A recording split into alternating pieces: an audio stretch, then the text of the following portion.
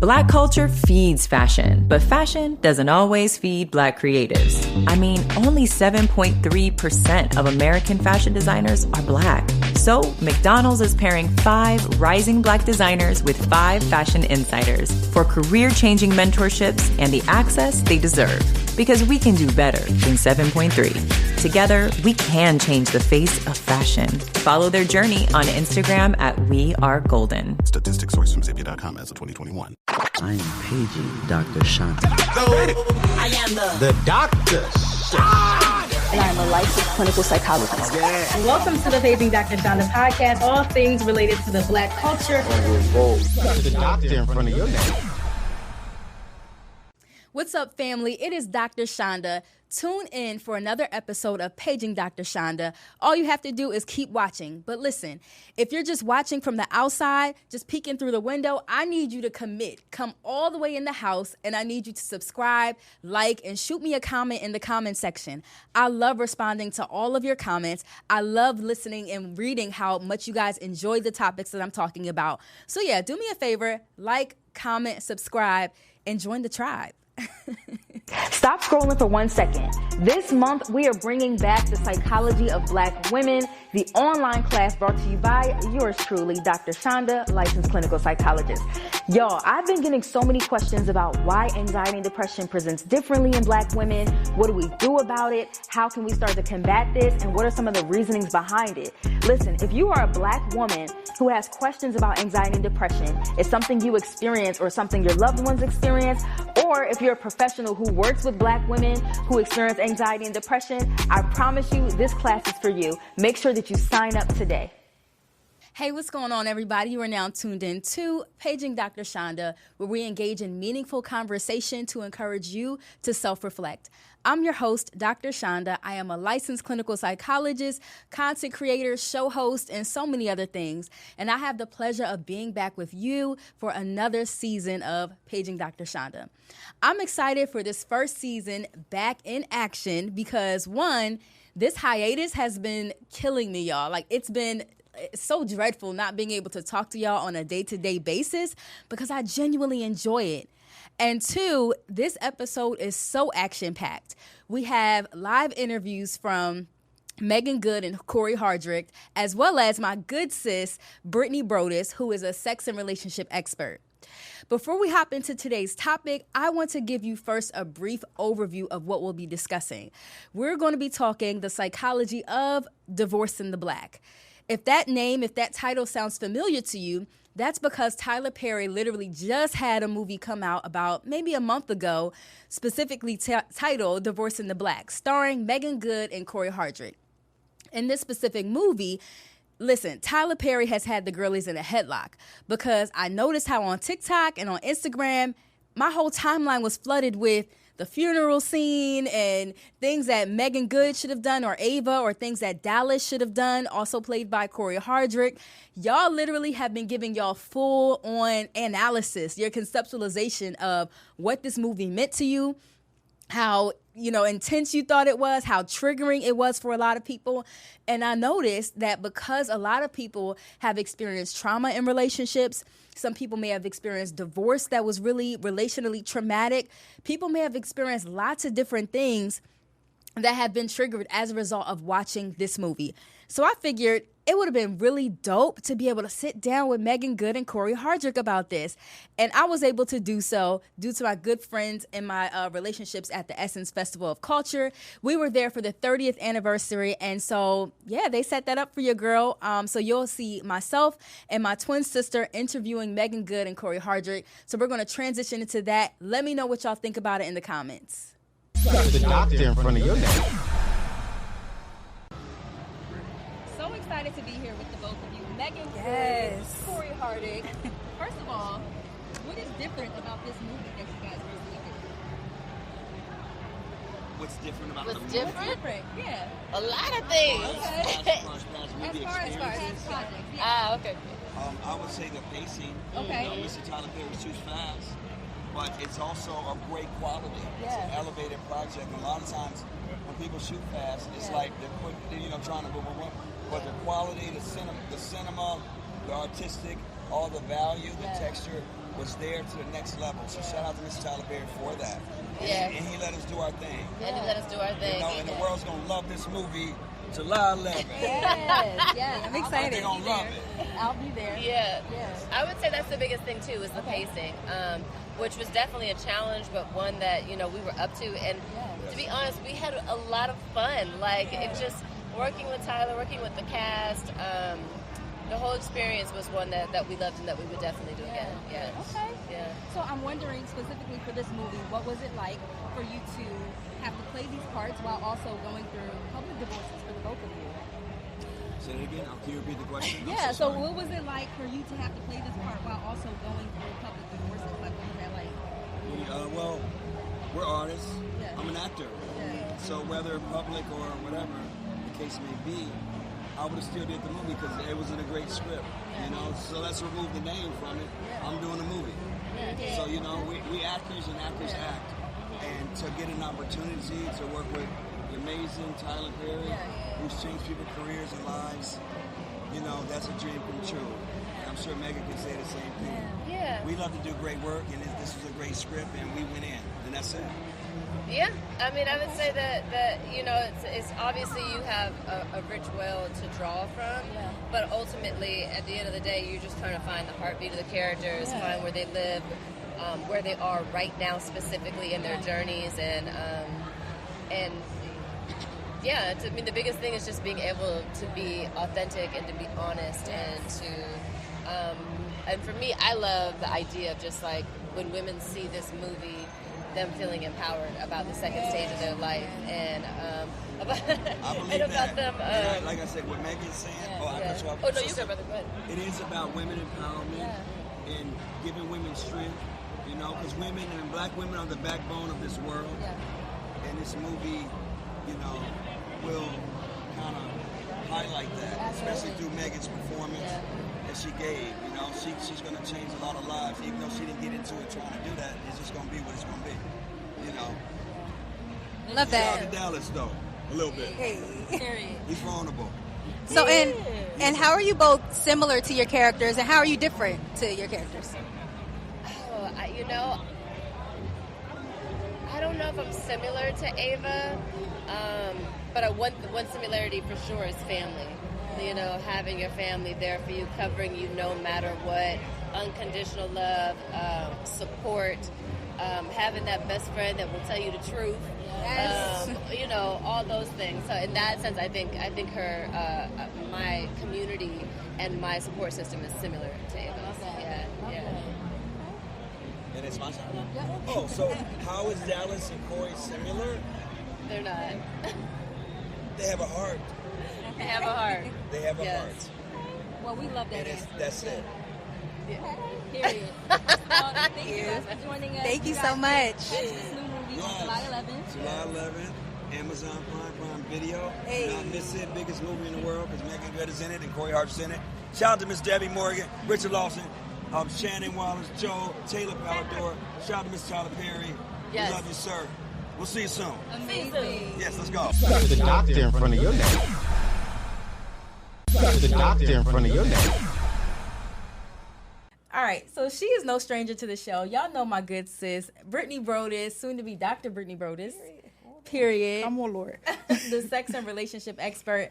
And I can't help but to notice your necklace that you have on today. Yes, this is my uterus necklace. I actually got it from Honey Pot Co. They did a couple years ago. They were selling these like uterus necklaces, and I bought like so many of them to give out as gifts now to my sexologist friends. Okay. So she's a whole sexologist here. Can you tell the people what that means? Yes. So a sexologist is essentially an expert in the study of human sexuality. Expert. And the study of sex, the field of sexology. That makes me a sexologist, but as a Christian sexologist, the number one Christian sexologist. It's the same thing, an expert in human sexuality, but also paired with a Christian understanding of God's heart for sex, intimacy, and relationships. I'm here for that. And that's why I couldn't think of any other person to have this conversation with today. Aww. Because we're talking divorce in the black.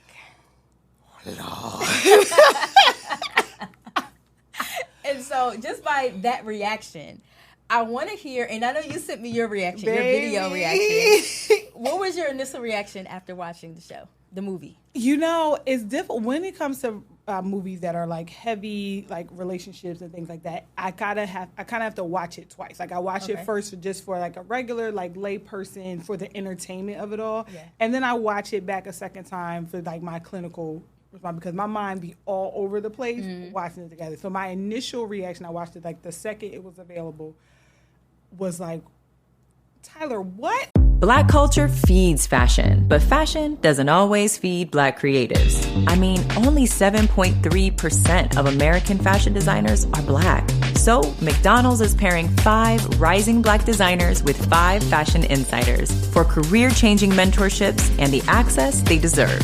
Because we can do better than 7.3. Together, we can change the face of fashion. Follow their journey on Instagram at WeAreGolden. Statistics sourced from Zippia.com as of 2021. Whoa! And I am, OG Medea's Class Reunion, I Could Do Better by Myself, was Done in the Dark, like OG Tyler Perry fan from the plays to the movies, everything. But this one was like, Tyler, is everything okay at home? Because, so what about it made it feel like that? Because it was a lot. Okay. And you know what I mean? And then as a clinician, I want to be able to say, like when you see the stuff on social media about how unrealistic it is and things like that, and how they're tired. A lot of people are tired of like the same trope that he kind of uses in a lot of his films. But unfortunately, there is still a sect of our world where this is not unusual. He takes the things that we understand as stereotypes about the Black lived experiences and like turns them up to 10,000. Like we all have known or said or heard a joke about Black funerals. Yeah. Like yes. But that funeral scene was like, it was whoa, like that. You know that gift is like whoa. I turned on and for 5 minutes I was like. And I'm watching it by myself, but looking around my room like, is anybody else seeing this? It was wild. Mother took her clothes off. She was standing in the middle of the church in her slip. She took the body out the cage. It was a lot. But I also know that my grandmother acts am I allowed to say fool? Yes. A fool at funerals. Like I don't sit next to her because the way like my aunt's funeral, she came down for the final family processional and like her legs locked up. And then my aunt came out the pews, pushed people out the way like, I'm not sitting down till my mom can feel her legs. Like yelling at the top of the thing. So as terrible as or wild as that scene was, we can see it's not as unrelatable as some folks. It's extreme, but it's not as unrelatable as it seems. And I know we are tired of some of the relationship experiences, like the Black women struggle first, get rescued, have a lovely life, and all. We're tired of that narrative, right? But are we not still living that narrative? And I think that was the point that he made recently. He had an interview with Keke Palmer about like who says what stories are important, right? And so I think what you're speaking to is like, yeah, it's extreme, but it's not far-fetched for us. Yeah. We don't like, and I think what stings the most is how relatable it actually is. It's like triggering, we are tired of the struggle of entry into happiness for Black women. Yeah. We're tired of that, but it's still existing. Yeah. Like, Kevin Samuels wasn't that long ago. No. And his remnant, and may he rest the people who won't speak ill of the dead. But his minions, the remnants. Oh, his legacy is still here. It's still here. Still very much active. It's still here, and we don't like that. We don't like that we have to be rescued. Yep. But it's like wherever you want soft life, there is someone coming in to rescue. There is a Sheriff Troy in all of our worlds, like, and some of the Sheriff Troys are white men because that's a thing that's coming along now. But it's like, again, it's one of those things where we don't like it. It may not be everybody's lived experience. I think that is another one of the critiques that he gets is that it's almost as if somebody decided that he speaks for all Black people. Yeah. But the Black lived experience, Black people are not monoliths, and so he speaks to a particular population of Black people, a subculture of Black people, and that is why his movies and things do the numbers that they do because people enjoy it, are entertained by it. We hate that black pain is entertainment, but it is what it is. And it's what also it sells. Like, he had the internet in a chokehold. Every time. Like, and that's the thing. Like, we don't recognize that, I guess, the whole thing, all publicity is good publicity. Like, the movies are going to, if people are not interested in their movies, and when jokes come up about the Tyler Perry wigs, people are going to watch it to see the wigs, and it's going to shoot up, and it's going to be numbers. So the reality of it is, the box office, the stream numbers show what is of interest. So really, if we are truly tired of this viewpoint or this concept or this storyline, we have to stop watching it. I don't think we'll do that, though. It's not going to have. Same thing with reality TV. We hate the way reality TV portrays us, but yet we watch it so much. We have taken those characters to places of fame and excitement. Like, it's a certain thing that gets the views, that gets the clicks, that gets the likes. And once we decide that we really want to change, it will show in the way we spend our money and the things that we watch and the things that we consume. And this is not like a blame thing, but the reality of it is, as much as people want to say that they take issue with these things, their behaviors show otherwise. Absolutely. So what would you say in terms of like this relationship dynamic? Divorce in the Black, we have Ava, played by Meagan Good, who looked amazing throughout the entire movie. Baddie, right? Did not age a second. Okay.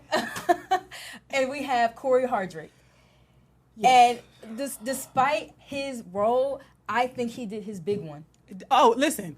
To the point where people, and myself, are like, was you acting? Or is this you? Tia, call me. Yes. Like, let's talk. Tia got some questions to answer. Like, we got to know a few things about our boy Corey. Because we say, we grew up, she's like, we just grew apart and that season came to. Right. Why though? Right. Why though? Because he did it really well. And I don't know Corey Hardrict to be like that groundbreaking and phenomenal of an actor. Not that there's anything wrong with him, but like, I don't know any pieces that he that like took me in. But honey, this Dallas took us all in. We was in. Dallas was such a tortured soul, and that's again the difference when watching it as from entertainment and then from a clinician. I was like, oh, who hurt that baby? Well, that's what I want to talk about, because obviously he was dealing with some hurt. Absolutely. He took it out in his relationship. Absolutely. And I'm wondering if you can draw for the listeners and viewers, as a relationship expert, how does childhood trauma impact adult relationships? It's a direct impact. From childhood trauma, your attachment styles and attachment fractures, until you have a corrective emotional experience, you will continue to rehearse those patterns that you see, that you've seen in your life, what you understand, because he made, there was some, sometimes Tyler Perry storylines you'll see lines that'll be this big, like, revelation of some things, but then he don't necessarily spend the black on it, but he mentioned, like, killing his dad and how his dad used to beat on his mom and things like that. So and then his brothers are known across the town for their, like, brute, like, aggression and all of that. So when you have strong emotions, when someone has done you wrong, in order to exert control over your situation, you use violence, you use aggression, you use, yelling, you withhold, you manipulate, you control. And so that is all, he was not, it doesn't appear that he was ever taught to speak his mind, ask for what he wants. He wasn't even allowed to dream to be anything different. If you, he was the only one that graduated from high school out of his family, out of his brothers. But if at the, in the bar, initial bar scene, when Ava was trying to get Dallas to go back home, and the younger brother was like, he don't need that daggone job. I said, I'm sorry. Right. He did say that. I'm sorry. He know what? And so, and that's the Triggered. thing. If we look at that, like, we don't need that, because they're in their feelings. And then, like, with the mom, I don't need these clothes. We don't even need these caskets. Her feelings were hurt. Yeah. She was embarrassed. She was all those things. So now I'm going to act like I don't need you. I don't need nobody. We good. We all we got. Right. And so they've created this kind of vacuum where they are all they know, all they see, which means the thoughts, the beliefs, the hurts, the pains are echoed throughout the entire family. So pulling him out of that situation, placing him in Atlanta without ever being able to do the work to heal those wounds, he just continued the behavior in a new place. And what held a mirror to the fact like that this is not okay is that Meagan was raised different. And most times that is when we begin to recognize that the way our family did things, the way life was for us, is probably may not have been the best and may not be typical when we get to see other folks. And it was that mirror to one another. You have like a seemingly healthy family, 2-parent household, you know, church going family, you know, the good girl, the one like, you know, when we want to talk about things, we want to sit down, we want to unpack, we want to love, we want to be patient, we want to be kind, you know, fruit of the spirit. Right. That was like, man. You brought up like a point though, because like he basically like, you took him from this broken environment, moved him to Atlanta. I heard everybody saying like, well, when I move to Atlanta, everything's going to be okay. When something happens to your kitchen, you might say, "This is ludicrous." But that won't fix your home. That will only get you the rapper, Ludacris. Having trouble? Don't panic. Don't be alarmed. You need to file a claim? Holla at State Farm. Like a good neighbor, State Farm is there. That's right. You can file a claim on the app or call us. Thanks, Mr. Chris. No matter how ludicrous the situation, like a good neighbor, State Farm is there. State Farm, Bloomington, Illinois. But you're saying like if you don't fix whatever the system is, like whatever is broken, you're going to repeat those same behaviors in whatever environment you move to. Same behavior, different zip code. Every single time. My mom used to say, God rest her soul, wherever you go, there you are. Oh, and so that was a word. Okay, go ahead, Mama. We love you. But yeah, so it is that, like I said, that corrective emotional experience, meaning like something that happens to you where you learn or develop the skill to break, that is utilized to break the pattern. And then you have to decide that I'm not going to do whatever I used to do because it isn't really serving me at the end of the day. And we see that, like, I don't believe that he would have went through with the divorce. I believe that was his family speaking. He was echoing the voice of his family. They were egging him on. It was definitely his family who sent him the picture of Ava and Benji at the park, which also, like, where they were in the middle of nowhere. Where did that come from? How did you get that picture? Like, that's neither here nor there. Neither here nor there. But that, and then on the phone they were like, "You getting that divorce, right? You get like," and so in this family, you do what you're told, and there's a hierarchical structure. The brother, the oldest brother, he died. You remember the next oldest said, "I'm the older brother now, so you do what I say." And so whatever that is, whether good or bad, you're going to follow suit, regardless of what you think and feel.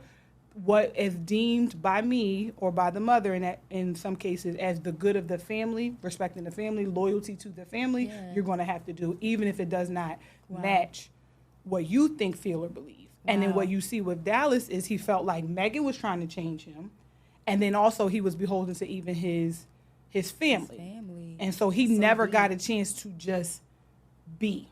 Yo, this is why I had you on, because I knew you would, like, you know, break down in the system of everything was going on. Because you're bringing up a great point about how oftentimes when we are traumatized, our families, our parents can cause us to, the relationships can be so enmeshed that it impacts our romantic relationships. Absolutely. Has that something that you ever like seen or experienced yourself? Like, yes, tell me about absolutely. That. So the thing, like, loyalty is a thing that we really misappropriate a lot of times, and it's an identity issue. I think there's this collective identity issue in our world where we really only understand ourselves in proximity to others. And so in many cases, it is our family. Like when your family has a personality, your family has a reputation. And when we define ourselves, oh, I'm the black sheep of the family. The family is the center. The family sets the tone for what is good, right? And then you define yourself when how closely you line up to that. Like when we think about even societally, like white supremacy that says that whiteness is the center. Yeah. Right? Which that's even when we think about like America and things like the West and the East and all those things is based on where America is centered. But when we look at the globe, that's neither here nor there. Yeah, but that's a great point though. And so, and then everything else kind of similarly mirrors in that way. So you decide, like when we make judgment calls about people, places, and things, we've decided what is right, what is good, and then everything else is defined by its proximity to that center. Yeah. And so when we look at enmeshed relationships, we don't know how to differentiate ourselves from the person, from the place, from the situation, from the family. Like we are so in relationship, we are so interconnected to this individual that I don't know where they start and I end.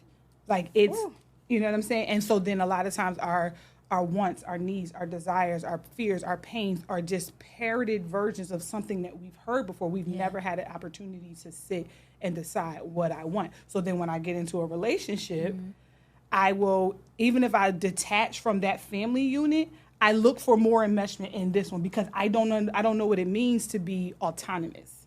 Yeah, autonomy becomes scary to that person. Absolutely, Wow. because I have to make decisions. There's a responsibility to autonomy and agency. Absolutely, right. And so when we do things like, this is an extreme example, but when we have our children sit at the table and make them eat food that they either don't want or beyond that they're full feeling until they clean their plate, right? We begin to teach them that they don't understand. You don't know your body like I know your body, so you're going to listen to me in one way or another. So then they connect in relationships with people, wanting them to also tell them what they should think, feel, and believe about their body, ignoring what their body is telling them. But this can't be right. I shouldn't trust my gut feeling. I knew I was full before, but I was forced to eat. So now I don't know what I know. I don't know what I want. I need somebody else to tell me that. And that's how we find those relationships where it's like, are you okay? Like people ask a question like, oh, would you like to go to? And they like, checking in, do I want to go there? Do I like that? And a lot of times you see that in domestic violence relationships too. You don't want to make no moves. Like, is everything okay? Am I allowed to go?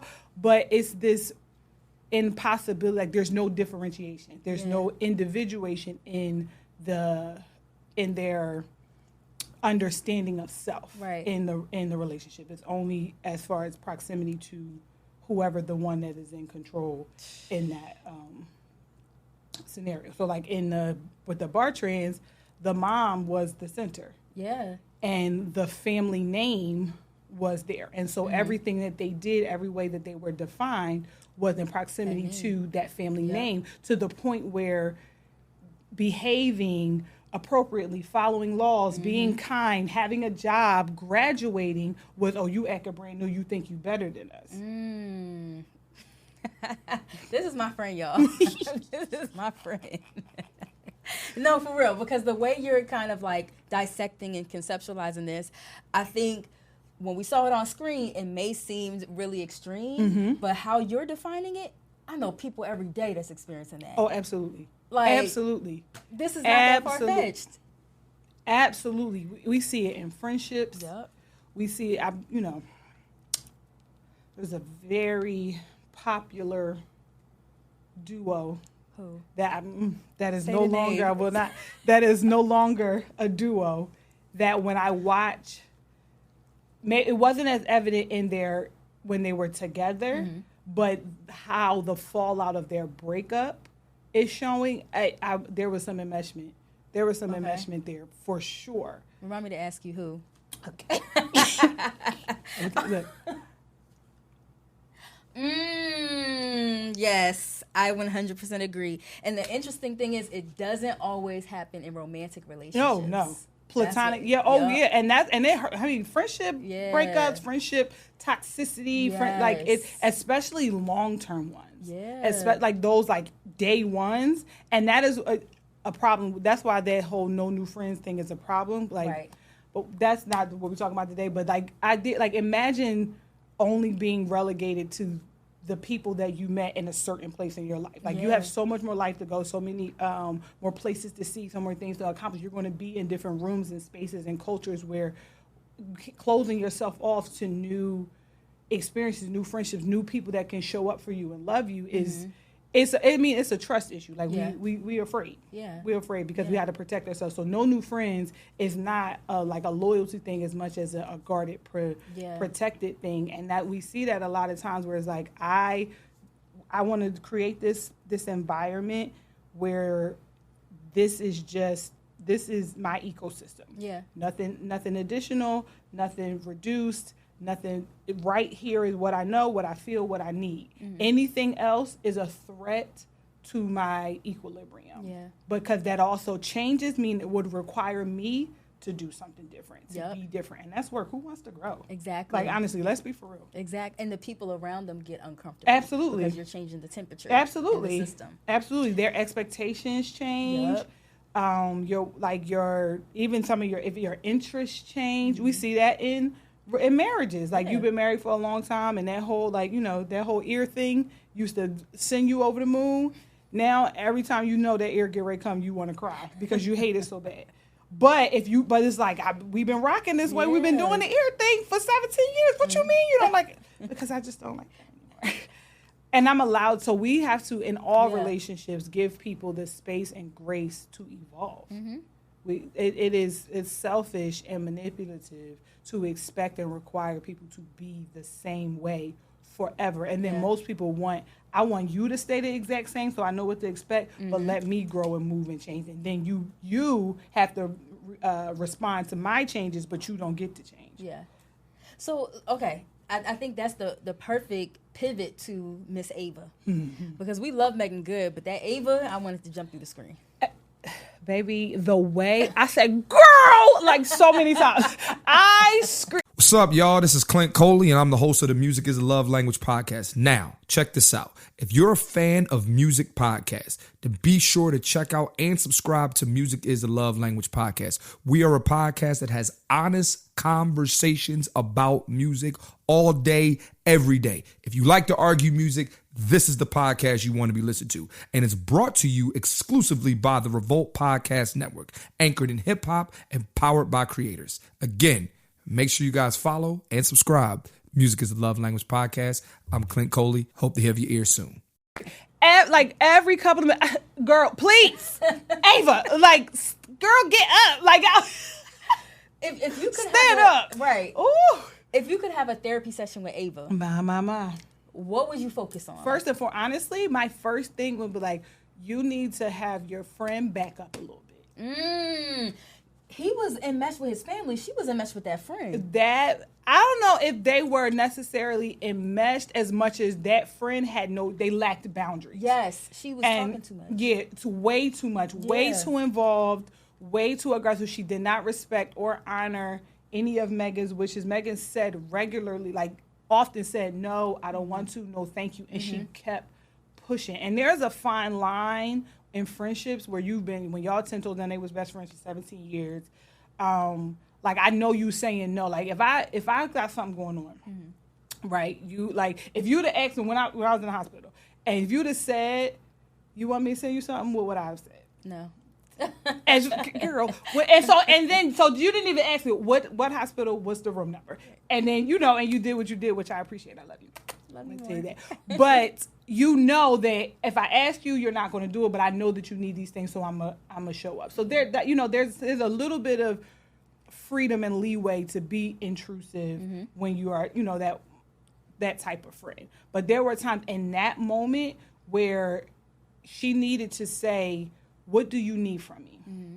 Here's what I'm going to do, and whatever else you need, different more or less, let me know. She decided what type of support she was going to offer, and probably coming from a good place. She wanted to rescue her friend from that situation. She wanted her friend to believe that she deserved better. She'd been watching it for all of this time. She was sick of it. I get it, but that when she decided to spend the night, or said that she was going to try to force herself to spend the night that night, when Meagan kept saying, I don't want this. I don't need this. And then that divorce party was absolutely ridiculous. And there was a lot of the time that my conversation with Ava would have been trying to get her to the place where she exercises her voice again, because you saw in that, or even finding what her voice is. She spent so much time living up to her parents' expectations as a child. Then she, you know, had to behave in a certain way, and again, proximity to that friendship that she had with the young lady. And then whatever she was trying to do to make a successful marriage with her in Dallas, it was like, it would have been like, well, what do you want? Yeah. What do you want? Who are you? So if you were to meet with both couples, so Dallas and Meagan, couples therapy, what would be the first homework assignment that you would give them? You know, it's tough with that one because I know that there is active domestic violence. When there is, that's kind of contraindicated for therapy. So if I could take the domestic violence, say, because my first thing was like, you need to get to safety. Like, blink twice. Like, okay. But for me, it would be that same question. Yeah. What do y'all want? Because y'all are playing a role. Y'all are going through the motions of husband, going through the motions of wife. You know, Dallas, you feel like a fish out of water in Atlanta, away from, you know, your family. Because despite what the movie may show, nobody's running back and forth from Alabama to Atlanta that was quickly. Wild. That was so wild. It was wild. Please don't upset my spirit. Like, anyway, but and even when there was like an emergency, when they was about to be stay right there. I'm on my way, but you're not though. Actually, we'll be there in 4 hours. Yeah. Like, an hour and 15 minutes. I'm dead. I'm actually dying. Confused. I've bled out now because what? Like, and I get it. It's not that far in the grand scheme of things, but when we think about being pulled out of your what you're used to, an hour and a half that's a long time. Yeah. That's a long time because it's like you can't just hop there. You can't just get there. You have to plan for a 3-hour commute, you know, to have it there and back. And so I think that would have been my first thing. Like, we would have to establish, what is it that you truly want? Yeah. Like, not what you think you should say. I don't want to hear what you think you should say. I don't want the rehearsed good, you know, woman of God, loyal, you know, I'm a protector provider. Like, I don't want that. Right. Like, you know what I'm saying? I want to know what you want. And when we look at what you want, how does what you currently have in your relationship align with the hope and dreams that you have for your future? And if the plan is one another, if the things that they want is one another, now how do we get there? And we just start from, like, we want a happy, healthy marriage. Cool. What is making your marriage not happy or healthy right now? What brings you the most stress and angst in a relationship as it stands? And we are like, I am a very much, you know, start from the beginning. You got out the car. Like, I am, I like from go, because that's a lot of, like, even though what I do is coaching and not therapy, my training when I was a therapist is very solution focused. Yeah. You know, so we're not finna be in here all day spinning the block, all in the theoretical. You know, I could do that sometimes too, but when we're talking about what we right here, that feeling, we need to practical steps. And the thing is that for me, practical is effective in situations like, because there is trauma, right? There's stuff that we need to unpack. Honest to God, the Holy Ghost needs to work and clean some of that up. Right. But while he's doing the new thing, right, there are things that we also need to do. And I find that the practical is the intangible people can apply when they are the most confused. When we're too heady, theoretical, like and abstract, I don't know how this fits in my right now. But if I have it practical and hands-on, when we get home, we got in the argument, like, okay, Brittany said, what is it that I want? So I could check in, like, okay, I really do not want to go to dinner because I have to finish my paper. Okay, Dallas, I need to finish my paper, and so I can't go to dinner with you. If you would like to go to dinner, that's fine. If you want to stay home, have dinner, let's order in. I can do this till 10 o'clock, and then I'm going to do my paper after that. And that's not to say that every single time it's going to work, but you have That's good, though. You have a blueprint. Yeah. And then also that makes practical, allows for more accountability. Because it's concrete things that we've discussed, that we've agreed on. Because after we go through, what do you want? How does this fit? What do you need? Blah, blah, blah. Then at the end of it, I'm like, okay, so we agree that if X happens, you'll respond this way. Right. If B happens, you'll respond this. If we get to a point where we don't know if we're doing A or B, will ask a question instead through text message instead of, on the phone, because at most times y'all on the phone, y'all end up yelling, but through text, you can think through your thoughts. And everybody can agree to that? Yes. Okay, cool. So now when they get home, it's like, hey, this is what we agreed on. And again, may not work out. Some people are like, man, forget that agreement. But there's accountability, and when there's accountability, we know where we missed the mark at. Like if there's no concrete stuff, if there's no concrete plan, if there's no agreed upon whatever, how do we define what wrong or off is? Yeah. Because then it becomes subjective. Right. When we agree to this, there's no subjectivity. Right. It's yes, either you did it or you didn't. Yeah.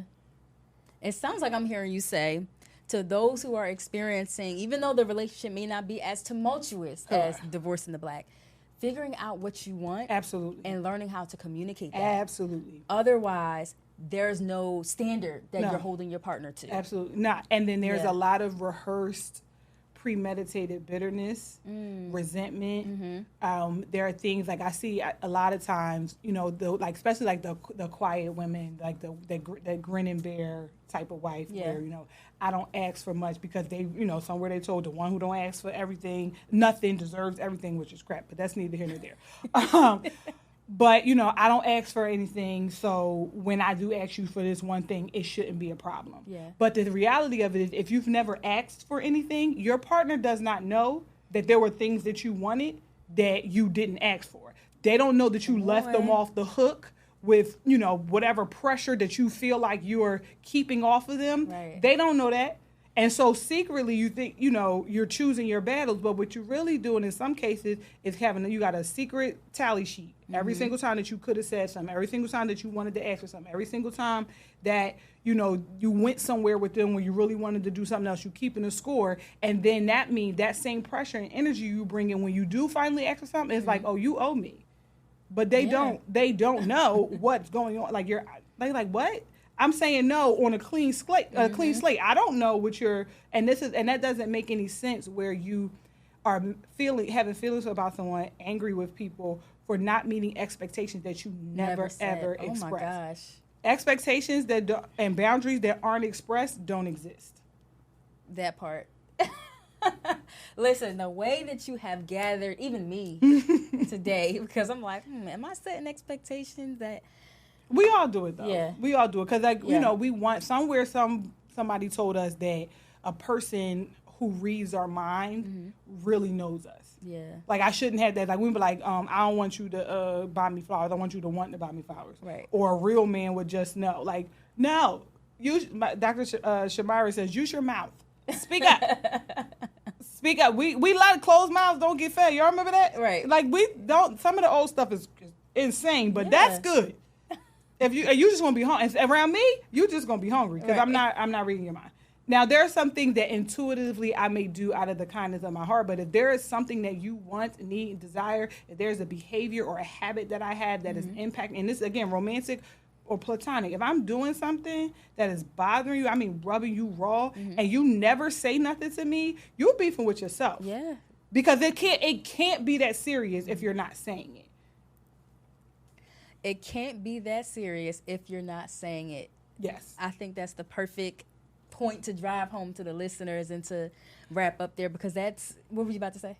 Because I want to also make caveat, and since we're talking about Divorce in the Black, some things that she might have said, he might have hauled off and slapped in the mouth. So you have to be mindful. Yeah. And there's certain, every type of salient point has when applied to, eventually will apply to a scenario that's like, this is not going to work there. Right. But for the most part, if you have to ask her that. So let me say it like this. Ask yourself, is it really that bad? If you are continuing in a relationship with this person and never saying anything to them about the harm that they're doing to you.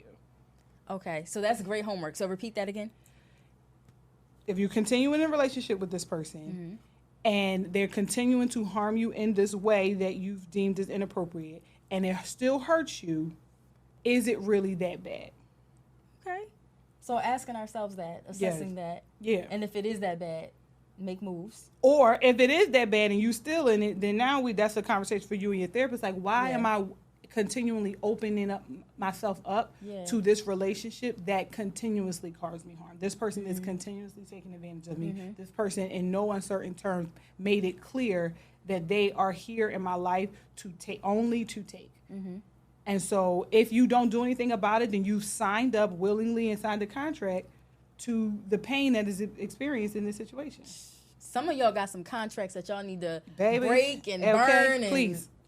Revoke. Yes. Privileges revoked. Period. Dr. Brittany, soon to be Dr. Brittany. Please do it, Lord. Thank you so much for dropping by today. Thank you. Yes. No, it was. I let you dodge the question that I asked about what you experienced, but it's okay. We're gonna save that. You didn't ask me. I did. When did you ask me that? A couple questions ago. About me personally? Yeah. What I experienced in divorce. Yeah.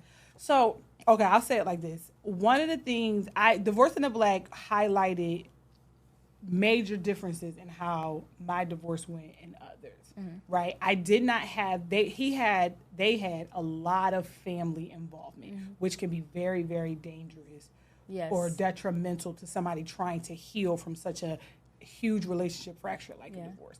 She had her parents trying to set her up 15 minutes after he asked for the divorce. She had a friend forcing her to have this party and celebrate and move along faster than she actually wanted to. And then she had this person, which was really odd for a Tyler Perry movie, because Sheriff Troy is normally like a good guy. I didn't see Benji as that good. Like, he was one of those ones that played good on TV, but in real life was an opportunist, because he know good and well that lady was under the influence. Oh, absolutely. After that party, he should not have slept with her in that house. And so that's the thing. Some people move on too fast. Some people have too much family involved with too many people in their ear. When we separated, I was intentional about who I told that we were separated. I let my children know, because we were being separate houses. My pastor and first lady knew, because they were counseling us. And then his niece knew, because when we went to counseling, she watched the kids, and his mom knew, because he stayed at her house. And I was intentional about that. And a lot of key people in my life, were actually offended that I did not tell them about what was going on. But at the time, I didn't know what was going on. When you are going through a divorce, the early stages of divorce, your world is literally upended. I was married for 10 years. That's a long time. A full-on decade. Wow. My world was literally, what is this? This is not reality. I do not understand what's happening in front of me, the sensations that I was feeling in my body. You saw it even with Meagan. She went from crying to confusion, and then that list that her friend wrote was so invasive and inappropriate, but that's neither here nor there. Then she wanted to be baby, which was cool. We all wish we had parents that we could run, back to. She had that. Then she was like, I don't have time for this, to Benji, no. And then within days, she went from I don't have time to this to I want you to make love to me to, I don't need to be involved with nobody. In that same experience, her emotions were all over the place. My emotions were all over the place. So I did not want to bring anybody else into my chaos until I knew what was happening. So at every step where things changed, when we went from separation to final divorce, I shared when things were concrete. Okay. Because then in my hope, I was going back home. And so what I'm going to tell all of these people for, just to be, a month or so later, and then we heard up again. We all heard up. And they're like, girl, and I never wanted to be that one. When y'all fighting, forget him, and then days later they back together. I didn't want to do that. And I fully believed I was, going home. And I just think that family involvement, that intrusive friend moving on to a new relationship too quickly. Yes. It hindered Megan's experience. And if we were more to the movie, I don't know that her and Benji would have lasted, because she just came into herself. And that was the experience that I have. I've not dated since my divorce, because 36-year-old Brittany, not married, living on her own for the very first time in my whole adult life. I never had to bills. What? Right. It's, you know what I'm saying? Like, I have my phone bill, but now I have to, like, budget and plan and, you know, going from a 2-income home to a 1, the 2-parent household. Like, I don't have nobody to be like, can you get them kids? And I don't have a built-in babysitter. Like, all of those things about my life and my world changed, but I learned who I actually was, right? So those two things, marriage and divorce, will hold a mirror to who you truly are, what you're capable of, good and bad, like what you truly can manage and handle and accomplish, and how low you can really go. Come on, honey, because I'm a good woman of God. But marriage and divorce showed me, like, oh, I got some stuff. I got some stuff. So, and I think that's the reason why it's important for people to do the healing work before getting into marriages and all that stuff. So, yeah. Well, thank you for your vulnerability and transparency. You know, it's you, because I never talked about my divorce. I had to pull it out of you. You know, hallelujah anyhow. I'm here for it. Well, let the people know where they can find you. Absolutely. At The Intimacy Firm on all platforms, TikTok, Instagram, Facebook, www.theintimacyfirm.com. Yes. Well, thank you so much for joining us. Make sure that y'all tune in every single Thursday at Paging Dr. Shonda on Fox Soul, as well as Revolt Podcast Network. And make sure that y'all follow my girl at The Intimacy Firm. Yes. All right, y'all. See y'all next week. Bye. The doctor in front of your name. When something happens to your kitchen, you might say, "This is ludicrous." But that won't fix your home. That will only get you the rapper, Ludacris. Having trouble? Don't panic. Don't be alarmed. You need to file a claim? Holla at State Farm. Like a good neighbor, State Farm is there. That's right. You can file a claim on the app or call us. Thanks, Mr. Chris. No matter how ludicrous the situation, like a good neighbor, State Farm is there. State Farm, Bloomington, Illinois.